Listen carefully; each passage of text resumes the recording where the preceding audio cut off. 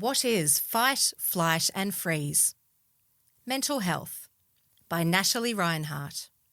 Back in the days of living in caves, having an inbuilt alarm and action system based on danger makes great sense, doesn't it? And we humans have one built in.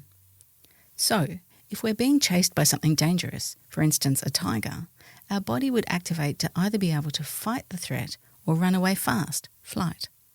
Unfortunately, these days that system gets activated for less dangerous events, like sitting an exam or doing a public presentation, and it is extremely hard to deal with.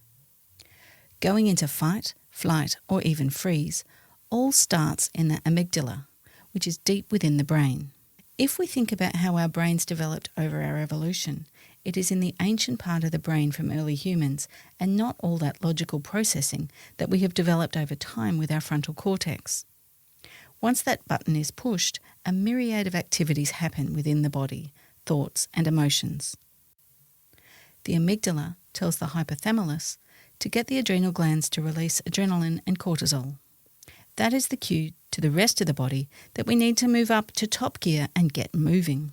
Fight or flight. If we are looking to fight or flight, we need our muscles at peak performance. In response, our heart rate rises and we start breathing heavily to move oxygenated blood to our muscles fast. Blood moves away from our digestive system to get into the muscles, and that is often when we feel a bit nauseous, experience butterflies or dry mouth. It's like the digestive system is saying, "Hey, what's the deal here?" All of this is a lot like hardcore exercise, so people can start feeling hot and sweaty. Some people may even feel dizzy, as if they're exercising too hard. Some get tunnel vision. Even the muscle associated with our bladder releases a little to hold more urine. I mean, there's no time for a pee break if you're being chased by a tiger, right? Our thoughts become very narrow and we struggle to think of anything outside of the event. Our decision-making can be fast but not always logical. It's a bit more instinctual. People often question why they behave the way they did afterwards.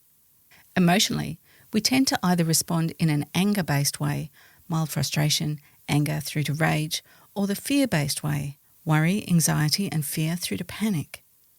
What happens with freeze then? Freeze generally happens if flight or fight don't work. If you can't fight something and you can't run away from it, then your body and brain just stop. It's almost like an immobilization device on your car. The best way I ever heard it explained is it's like being in a plane that's going to crash. You can't fight the crash, you can't run away from it, you just sort of freeze in the moment. Where fight and flight are all about activating, this is the opposite, but not in a calm way. So how does all this impact us today? For people with high levels of anxiety and stress, it's frequent and can be multiple times a day. The problem with being in regular fight, flight or freeze is it's hard on our bodies and minds. Little blips here and there are normal, but when people are activated for too long, it affects their sleep, eating and digestion patterns, headaches and the production of the happy neurotransmitters we need in our brains for emotional regulation, and we can eventually burn out. So how do we deal with it? First is to identify what your body is doing and know it's a protective thing. We need to get our bodies to deactivate, and techniques like deep breathing. I teach my clients a circular breathing method coupled with specific hand movements, and mindfulness help you feel more grounded and aware. Physical activity can also be good. Go for a big run or shoot hoops. Social or physical connection with others can help, like a big hug. Once we are out of fight, flight or freeze mode, our parasympathetic nervous system releases some chill-out chemicals that can make some people feel a little tipsy and tired. Ultimately, what we want is the ability to re-engage the logical thinking in our frontal cortex. Asking someone to have great logic when in that state is too much.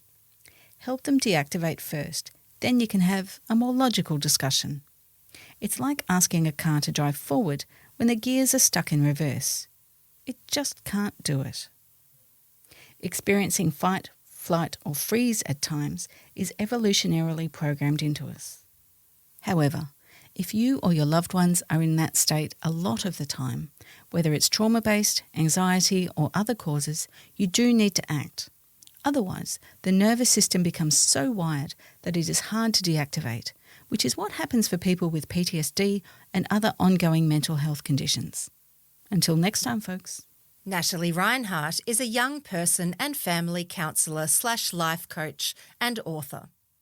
Visit youthlifecoach.com.au or email youthlifecoach@healthpriorities.com.au or phone 0425 735 106.